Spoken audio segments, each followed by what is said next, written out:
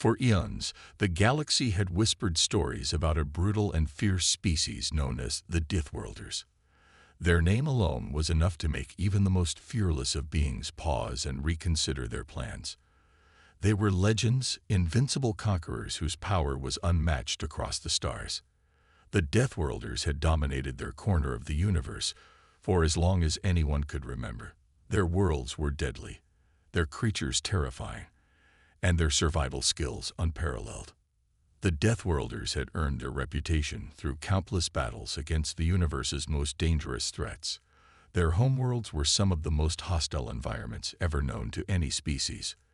Oceans of acid, forests of towering carnivorous plants, and skies filled with storms so violent that they could tear apart entire fleets. Only the most adaptable, the most resilient, and the most ruthless could survive on such worlds. The Dithworlders were the embodiment of these qualities. They had become the ultimate predators, the perfect survivors. Across the galaxy, stories of their power were passed from one species to another. The wise would say, "If the Dithworlders are coming, run. If they find you, fight back only if you wish to die honorably." Fear was the word that followed them. Their soldiers were warriors without equal, equipped with armor and weapons that could tear apart entire armies. There was no force that could stand against them. They destroyed planets, crushed armies, and left no trace of those who stood in their way. The Dithworlders were led by a council of their greatest generals and commanders, who had survived wars against impossible odds. They believed that there was no species in the galaxy strong enough to challenge them. The Dithworlders were simply too powerful, too prepared, and too deadly. Their civilization had been built on the very idea that they were the galaxy's rulers, and no one could dethrone them. But in the far reaches of the galaxy, there was one species they had heard little about: humanity. To the Dithworlders, humans were a curious and insignificant species. They had heard the rumors, whispers of a fragile, insignificant species that managed to survive on a planet teeming with hostile life forms. But to the Dithworlders, this was nothing more than myth, a tale for children. No one could survive on a world like Earth. It was too dangerous, too unpredictable. Surely, no species that called such a place home could possibly pose any threat. However, the Dithworlders were about to learn how wrong they were. A small scouting group was sent to Earth. They were tasked with gathering information, learning about these so-called humans, and determining if there was any truth to the rumors. They arrived with great confidence, prepared to see a planet full of weak creatures scurrying about, barely able to survive. But what they found was something entirely different. The humans, while fragile by the Dithworlder standards, were tougher than they had imagined. The planet they inhabited, Earth, was indeed dangerous. But it was the humans' ability to adapt, survive, and thrive in the face of overwhelming odds that caught the Dithworlders off guard. They watched as humans faced massive predators, natural disasters, and deadly environments. And yet, they persisted. They adapted, they learned, and they overcame. The Dithworlders were confused. This was not supposed to happen. The humans were supposed to perish, like every other species that had ever lived on a death world. The Dithworlders, however, were not ones to back down from a challenge. If humanity could survive such conditions, they would see just how strong the humans truly were. They would test them, push them to their limits, and see if they could hold their ground. And so, the Dithworlders began to plan. But there was one thing the Dithworlders did not understand about humans. They did not know the power of human will. The Dithworlders believed in strength through violence, power through fear. They assumed that their reputation alone would make humans cower. What they didn't realize was that humans didn't fear death. Humans didn't fear defeat. They didn't fear the impossible. What humans feared was losing their humanity, their hope, their spirit, their will to fight. And that was something the Dithworlders were about to find out the hard way. The Dithworlders thought they were ready. They thought they knew everything about survival, about war, and about being the strongest in the galaxy. But when they met the humans, they realized one thing. They were not the only survivors in the universe.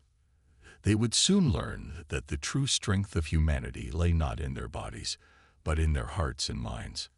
And the galaxy would never be the same again. The Dithworlders, having been confident in their superior strength, descended upon Earth with a chilling precision. They came in silent ships that cut through the atmosphere with deadly accuracy. As they touched down, they quickly assessed the planet below. Everything seemed quiet at first, a far cry from the chaotic, dangerous world they had imagined. But the Dithworlders knew better than to underestimate anything. Even the most seemingly peaceful place could hide unimaginable threats. The planet Earth had been home to countless dangerous creatures for eons. Massive beasts roamed its lands, and the seas were filled with terrifying predators. But the most alarming fact for the Dithworlders was not the creatures, but the humans themselves. Despite their seeming frailty, humans had learned to survive in this chaos for millennia. No other species had adapted in quite the same way. The first encounter between the Dithworlders and humans was anything but what they had expected. It wasn't an epic battle or a violent clash of armies. It was much more subtle, an encounter that revealed just how much humanity had evolved. A small group of Dithworlders set out to explore the wilderness. They encountered a human settlement, a modest village nestled among thick forests. The humans were going about their daily lives, unaware of the visitors who had arrived from the stars. At first glance, the Dithworlders thought the humans were simple and primitive, no different from the countless other species they had encountered in their travels. But there was a strange energy to these creatures, something that the Dithworlders couldn't quite place. One of the Dithworlders, a seasoned warrior named Xhuruk, approached the village. He had seen countless alien species, and none had intrigued him as much as the humans. They were weak, but there was something about their resolve that made them stand out. As he watched them work together, laughing, trading, and living in harmony with the harsh environment, something deep inside him stirred.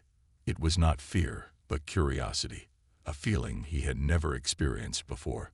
Then, the unthinkable happened. Without warning, a massive creature, a beast larger than anything Xhuruk had seen on Earth or any of the Dithworlder homeworlds, attacked the village. It was a creature of nightmares, a massive carnivorous beast with jaws wide enough to swallow a human whole. The humans had little chance of survival. Most would have fled, but the humans didn't run. They fought back. Xhuruk stood still, watching in shock as the humans took on the beast. They didn't hesitate or panic. They banded together, using tools, weapons, and their intelligence to fight the creature. It was a struggle. No one knew who would win. But the humans, fueled by sheer determination, prevailed. They took down the beast, not with brute force alone, but through strategy, teamwork, and pure human will. Xhuruk couldn't believe his eyes. The Dithworlders had always prided themselves on being the ultimate survivors. But these humans, they were doing something extraordinary. They were not merely surviving, they were thriving. As Xhuruk and his team retreated to their ship, their minds were racing.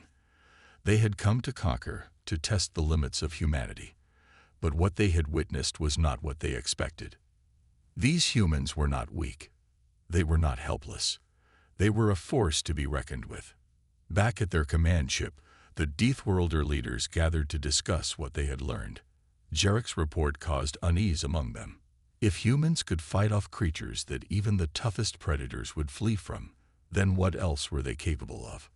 The galaxy was full of dangers, but no one had ever seen a species like the humans. They didn't have the same strength or biological enhancements that the Dithworlders had, but what they lacked in raw power, they more than made up for in resilience, intelligence, and the unyielding will to survive. The Dithworlders had always believed that strength was the ultimate key to survival. They had conquered countless planets by overpowering their inhabitants, but now they were faced with a species that could not be so easily crushed. The humans were no longer just an unknown species. They were a mystery, a riddle wrapped in layers of complexity. And the Deathworlders were beginning to realize that this puzzle was not one they could solve with violence alone. Jarek and his team now understood that the humans' greatest strength was not their weapons, nor their technology, but their ability to adapt and survive against impossible odds. It was a strength that couldn't be quantified or measured. It was the strength of the human spirit, and it was a strength that the Deathworlders were not prepared for. But as the Deathworlders regrouped, their resolve only hardened. They had come to Earth to conquer, and they would not leave without testing the humans further. The battle for dominance had only just begun. The Deathworlders, reeling from the shock of witnessing humanity's uncanny ability to overcome insurmountable odds, decided to escalate their actions. Their initial mission was to observe, to test. But after what they had witnessed in the village, the Deathworlders were now determined to understand the true nature of humans, whatever the cost. Jarek, still processing the events of the attack on the village, felt the gravity of their situation. This was no longer a simple conquest. If the humans could fight off the unimaginable, if they could face horrors with that much grit and determination, then what else could they do? What else were they capable of? It was a puzzle that gnawed at his mind. Meanwhile, the human governments had been picking up on the strange occurrences in the sky. For weeks, rumors of strange lights and ships had been circulating, but nothing concrete had appeared, until now. The Deathworlders had made their presence known, and humanity was more than ready to respond. The humans had no illusions about the enemy they faced. They knew these creatures were not from Earth, and they knew that if they did not act, they would face an unstoppable force. But humanity's response was not what the Deathworlders expected. There was no fear, no panic. Instead, there was unity, a quiet resolve to face the threat head-on. The first clash came unexpectedly. Jarek and his team were positioned in a dense forest area, setting up surveillance to gather more intelligence about human capabilities. But they had underestimated the humans. The very same strategy they had used on their homeworlds was now being turned against them. A small group of human soldiers, armed with their advanced weaponry, ambushed the Deathworlders in the forest. Jarek's team was unprepared for the sheer speed and precision of the humans' attack. The battle was quick but intense. The humans used everything at their disposal: guns, traps, explosives, and even basic tools like axes and knives, all in a well-coordinated, seamless strike. The Deathworlders, despite their superior technology and strength, found themselves on the defensive for the first time. The humans didn't hesitate or fall into disarray. They fought with precision, even when the odds were stacked against them. Jarek fought back fiercely, but there was something about the humans' persistence that threw him off. They seemed to know his every move before he made it, countering his attacks with remarkable efficiency. Their cunning was unmatched. He had encountered dozens of alien species before, but none had used their environment as cleverly as these humans. One human soldier, a young woman named Eliza, caught Jarek by surprise. She had been hiding in a tree, waiting for the right moment to strike. When she jumped down from above and managed to land a direct blow to his side, Jarek was stunned. Not because of the blow itself, he had been struck before, but because of the speed, the precision, and the sheer audacity with which the human acted. "You should have stayed in your ships," Eliza spat, standing over him. She was breathing heavily, but there was no fear in her eyes. There was only resolve. Jarek's vision blurred, and for a moment, he thought of retreating. The battle had shifted. The humans were not just fighting for survival. They were fighting back with everything they had. But just as he was about to signal for a retreat, he heard something, a deep rumble from the ground beneath him. He looked up. From the distance, a new threat emerged. The humans had brought their reinforcements, military forces unlike anything Jarek had ever seen. Massive armored vehicles, flying drones, and automated turrets surrounded them, forming an impenetrable defense perimeter.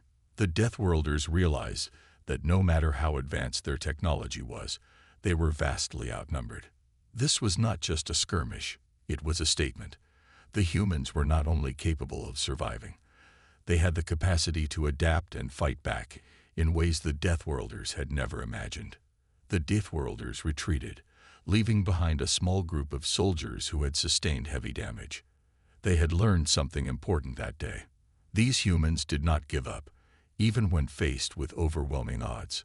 There was something about their spirit, their unbreakable will, that made them formidable opponents. Zarak, despite the anger and frustration boiling inside him, couldn't help but feel a deep respect for the humans. They were nothing like the other species he had conquered before.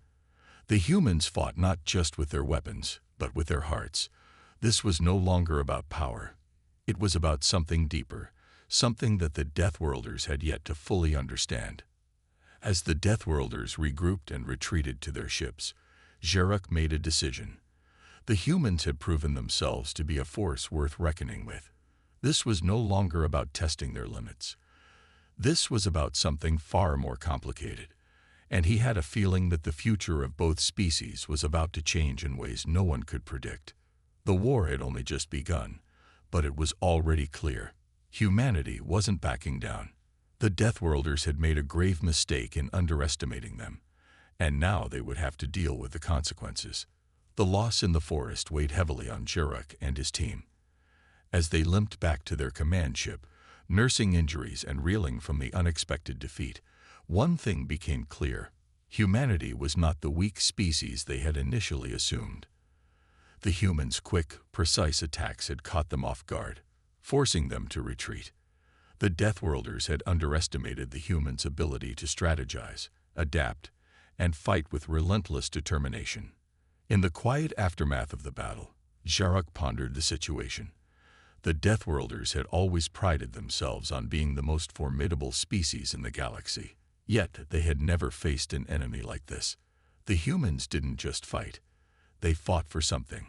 It was their drive, their unity, and their will to survive that had thrown the Deathworlders into disarray. On board the command ship, Zarak met with his highest-ranking officers, who were equally disturbed by the recent events. The room was filled with tension. "We cannot afford to underestimate them again," Zarak said, his voice cold and hard. Their response was not just tactical, it was instinctive. These humans have something we don't fully understand. And it's not just their weapons, it's their spirit. One of the officers, Silen, a battle-hardened veteran of countless campaigns, spoke up. "Perhaps we need to rethink our approach. If they are this capable on their homeworld, we may be facing a much larger problem than anticipated." Zarak nodded gravely. "You're right. We will need to change our tactics, but we can't simply back down. The war is already here, and it's only going to escalate. We need to strike harder, faster. But we must also understand their weaknesses." But Zarak didn't share Silen's optimism about an easy victory. He had been on too many battlefields to believe in quick victories. The humans were different, unlike anything he had faced before. And now he found himself questioning the very nature of their conflict. Were they just invaders trying to conquer another world, or was there something more to this war? Something deeper that he wasn't seeing. Meanwhile, on Earth, the humans had just begun to grasp the enormity of the threat they were facing. The attacks were escalating, but so was humanity's resolve. There was a collective understanding now. This wasn't just about survival. This was about defending everything they held dear: families, homes, freedom. The global response to the invasion was nothing short of extraordinary. Governments that had previously bickered over trivial matters put aside their differences. Military forces across the world united, pooling their resources and expertise. Every corner of the Earth was engaged in the conflict, from the vast jungles of South America to the icy landscapes of Antarctica. No human was left untouched by the shadow of war. Humanity had a unique advantage. They were adaptable. While the Deathworlders relied on their advanced technology and superior physical strength, the humans fought with a kind of ingenuity that made them unpredictable. They used the very terrain of Earth against their enemies, familiar territory for them, but foreign to the invaders. The Deathworlders, accustomed to war on their own terms, found themselves in an alien environment where nothing was as it seemed. One such example came during an assault on a Deathworlder forward base, built deep within the mountains. The humans didn't send in an overwhelming force. Instead, they sent small, highly trained teams equipped with specialized gear for stealth and infiltration. The Deathworlders, expecting a conventional attack, were caught off guard when the humans bypassed their defenses and infiltrated the base undetected. Once inside, the humans used the Deathworlders' own technology against them. They hacked into their systems, shut down their communication lines, and turned their weapons against them. It was an act of guerrilla warfare, a tactic the Deathworlders were not accustomed to. The result was chaos. Their superior numbers and technology couldn't compensate for their lack of understanding of the human approach. In the midst of the attack, a human commander named Colonel Harper stood before his troops, a calm smile on his face as he watched the enemy's confusion unfold. "Remember," he said, "we fight for survival, and we fight smart. We don't need to win every battle. We just need to make sure they understand that this planet is ours to protect."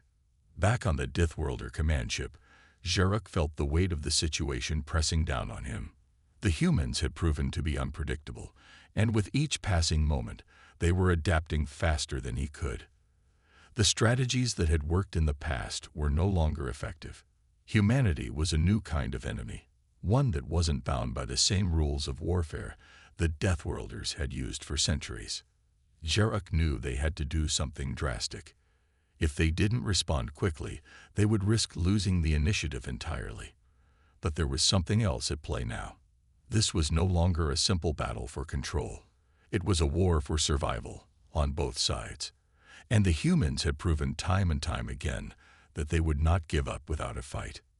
In a tense moment of reflection, Jarek realized that he had been wrong about humans. They weren't just creatures of war. They were something more.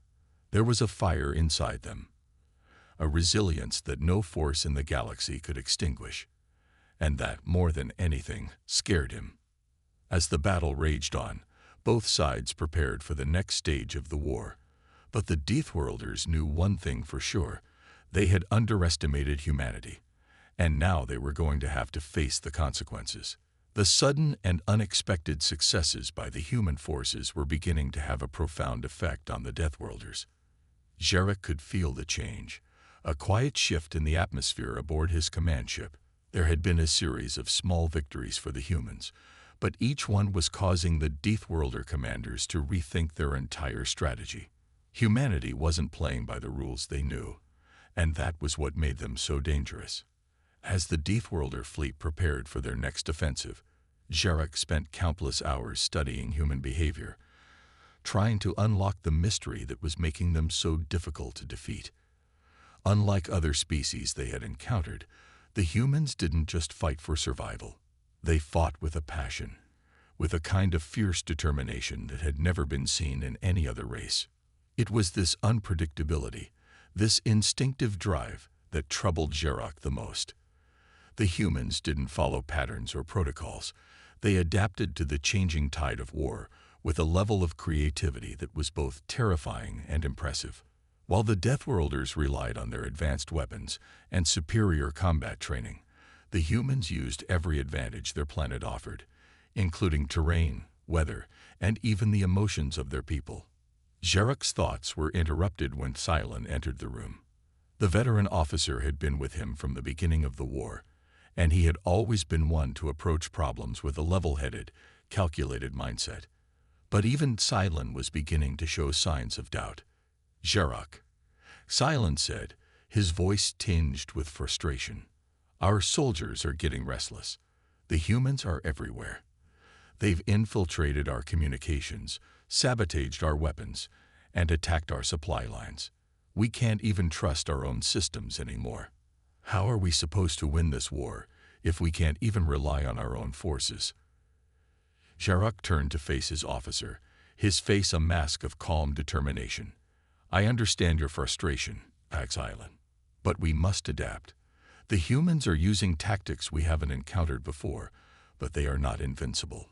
We must find a way to break their will, to make them realize that we are not a force they can simply defeat with guerrilla tactics. Xylan scoffed. You're wrong.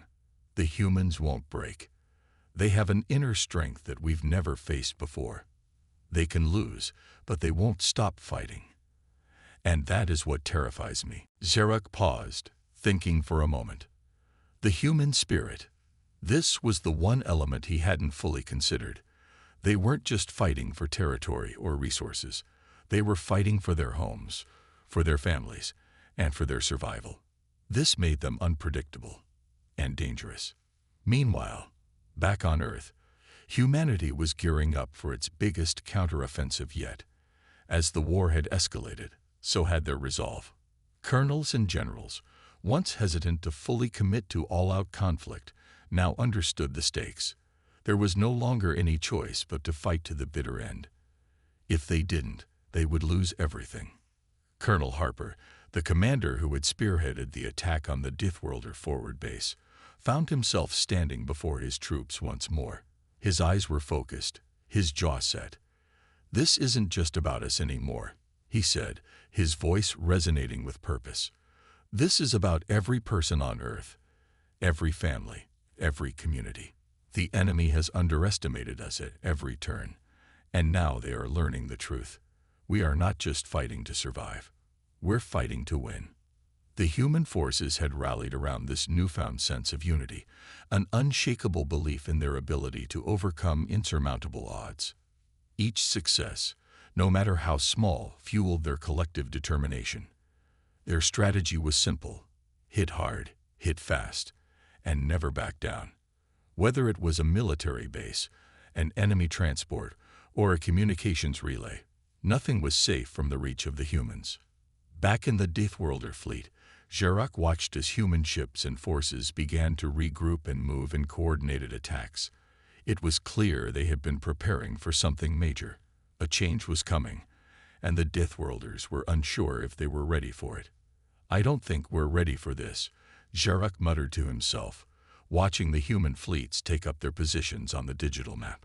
"They're moving like one unified force. But we are still scattered, trying to adapt to their tactics." Xylan nodded gravely. "We've underestimated them, Xerac, and now we may have to pay the price." On Earth, preparations for the counteroffensive continued at full speed. Humans from all walks of life, from scientists to soldiers, were all working toward a single goal: to turn the tide of the war. New weapons were developed in secret, and technology that the Dithworlders had thought impossible began to appear. Humanity's ability to innovate and adapt was their greatest strength. As the countdown to the next battle began, there was a sense of anticipation in the air. The Dithworlders knew it was coming, and they were preparing for their own assault. But this time, something was different. The humans were ready. They had learned from their mistakes, adapted to the alien war zone, and had a plan to strike back with everything they had. The Dithworlders had thought they were facing just another species they could crush, just another world to conquer. They were wrong. Humanity wasn't just a race to be dominated. They were a force of nature, and they had only just begun to show the galaxy what they were capable of. The stage was set. The war was far from over. And as the next conflict loomed on the horizon, one thing was clear: humanity was not going to back down without a fight. This battle would be the turning point. Either the Dithworlders would break, or humanity would rise victorious. The silence that hung in the command room of the Dithworlder flagship was palpable. Xerac stood motionless, staring at the holographic map in front of him. The symbols representing human fleets were scattered across the map, their movements as unpredictable as the humans themselves. He had never seen anything like it. Xylan stood beside him, his face a mixture of disbelief and dread. "They've mobilized their forces, Xerac," he said quietly. "They're not just defending. They're attacking." Xerac's mind raced. The humans were playing a different game than the one he had prepared for. They were no longer on the defensive, retreating to safe zones and waiting for their enemies to make their move. No, they were actively pursuing the Dithworlder forces, moving quickly and striking without warning. The war had escalated into something far more dangerous. "We underestimated them," Jarek muttered, more to himself than to his officer. "They've learned to fight our way, but with their own rules." Indeed, the humans were fighting in ways that seemed chaotic, even reckless. Yet every action, every move they made, appeared deliberate, as if it was part of some larger strategy only they understood. While the Deathworlders had relied on their disciplined, structured approach, the humans were unpredictable and fast, making them seem like a storm on the horizon that could not be stopped. On Earth, Colonel Harper had received the message from his superiors. The time had come. The human forces were about to launch their most daring and audacious attack yet. They had been planning for months, using every trick they had learned from the previous battles, refining their strategy to strike at the heart of the Deathworlder Empire. The humans were ready to show the galaxy just what they could do. "This is it," Colonel Harper said to his gathered officers. "We either win this or we all lose everything. But I know our people. I know our fighters. We're ready. We'll make them regret underestimating humanity." The air was thick with tension as the countdown began. Every soldier, every fighter knew their role in the battle to come. No one was thinking about their own survival anymore. They were thinking about the future of their world.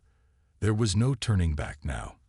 The Deathworlders had pushed humanity to its breaking point, and now they would feel the full force of a united human front. Back aboard the Deathworlder flagship, Jarek was deep in thought. He knew that their forces were scattered thin across the galaxy, spread too far out to defend every vulnerable point. The humans had been relentless in their guerrilla tactics, picking off weaker targets and hitting the Deathworlders where it hurt the most. "It's time to pull back," Jarek finally declared. "We need to regroup and reconsider our strategy. We've given the humans too many opportunities. If we don't take action now, we risk losing everything." Xylan nodded, but his expression was uncertain. "We don't have much time. If the humans launch their attack now, we won't be able to stop them." Jarek understood the gravity of the situation. This wasn't just about winning a war anymore. It was about survival. He had to think fast. Meanwhile, on Earth, the human forces were about to make their move. The Deathworlder fleet was stretched thin, and the human military leadership had identified the perfect opportunity to strike. It was a risky move, but the only move that could tip the scales in their favor. "We're in position," Colonel Harper said, his voice steady.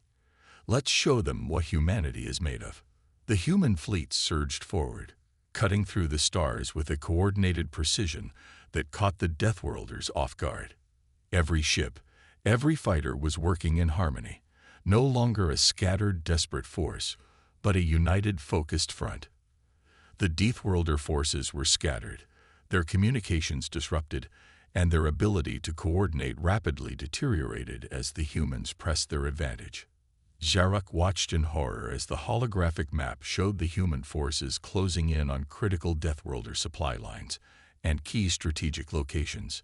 His mind raced. This wasn't just a counterattack. It was an all-out offensive, and they were already losing ground. "They've outsmarted us," Xylan said, his voice filled with disbelief. "How are they able to move so quickly? We didn't even see them coming." Jarek clenched his fists, frustration boiling within him. "They've been planning this for months. We never stood a chance." The Deathworlder forces were beginning to crumble under the pressure. The human onslaught was relentless, and even the most battle-hardened warriors could not withstand the surprise and ferocity of the humans' counterattack. The Deathworlders had been used to fighting the way they had always fought, organized, powerful, and calculating. But the humans were unpredictable, fast, and willing to do whatever it took to win. Back on Earth, Colonel Harper and his officers watched the tide of battle shift in their favor. For the first time since the war had begun, they saw a real chance at victory. The Deathworlders were faltering, their once imposing fleet now on the defensive. The humans had broken through. "This is it," Harper said, a rare smile creeping onto his face. "We've got them." But there was still more to be done. While the humans were gaining ground, the war was far from over. The Deathworlders still had powerful forces, and they would not give up without a fight. But the human spirit had been awakened, and they would fight with everything they had. As the battle raged on, both sides knew that the final reckoning was coming. The humans had shown the galaxy that they were a force to be reckoned with, and now the Deathworlders would have to face the consequences of underestimating humanity. The war was far from over, but the humans had won a crucial victory. They had shown the galaxy the true power of their will to survive, and the Deathworlders, now on the retreat, would never forget the lesson they had learned the hard way. Humanity had arrived, and the galaxy would never be the same. The Deathworlders' fleet was faltering, a shadow of the intimidating force it had once been. Across the galaxy, their lines were crumbling, retreating to defend their most vital strongholds. What had started as a calculated war against an insignificant species had now spiraled into a desperate fight for survival. The humans had made their mark. Their resilience, adaptability, and ruthless ingenuity had turned the tables. Now, with the Deathworlders in full retreat, humanity was closing in for the final push. On the front lines, Colonel Harper felt the weight of the moment pressing down on him. His fleet had come far from those early, chaotic days of the war. They had adapted, grown stronger, and now they had a chance to finish what they started. The Deathworlders had underestimated them, dismissed humanity as weak, fragile, and easy to conquer. But those same qualities that the Deathworlders had scoffed at had turned the tide. The human will to survive, to innovate, to fight back, had made all the difference. "Colonel, we've broken their lines at Sector 9. They're retreating to the core worlds," one of his officers reported. Harper nodded, his face expressionless. The core worlds were the last bastion of the Deathworlders' power. If they could take those, the war would be over. He had spent weeks preparing for this moment, studying the Deathworlders' strategies, learning their weaknesses. They had been powerful, no doubt about that, but their arrogance had blinded them to humanity's true potential. Now it was time to prove that humanity was more than capable of standing toe-to-toe with the galaxy's most formidable species. "We go for the core," Harper said decisively. "Prepare the fleet for final engagement. We're going to end this." Back aboard the Deathworlder flagship, Jarek watched helplessly as the human forces continued to advance. His fleet had taken heavy losses, and every attempt to regroup had been met with human ingenuity that they could not predict. For the first time since the beginning of the war, Jarek had no answers. His warriors were exhausted, his ships damaged, and their morale shattered. He had underestimated humanity, and now, it seemed, they would pay the price. "Jarek, we need to fall back. Our forces are disintegrating. We can't hold the core worlds," Xylan urged. "We have to regroup and rethink our strategy." Jarek shook his head, his anger mounting. "No, we're not running anymore. We will not let them take the core worlds. If they want it, they'll have to fight for every inch." But even as Jarek spoke, he knew it was a hollow declaration. The humans were coming for them, and they weren't stopping. Jarek had always believed that the Deathworlders were the apex species in the galaxy, that no one could rival their power. But humanity had shattered that belief with each decisive victory. The humans had something the Deathworlders didn't: resolve, a will to fight that could not be broken, no matter the odds. As the human fleets neared the core worlds, Colonel Harper addressed his troops over the comms. "This is it, people. We've made it this far because we refuse to give up. Now we show them what we're capable of. We've learned their ways, we've adapted, and now we will finish what we started. They thought we were weak. Let's show them how wrong they were. We're taking the core."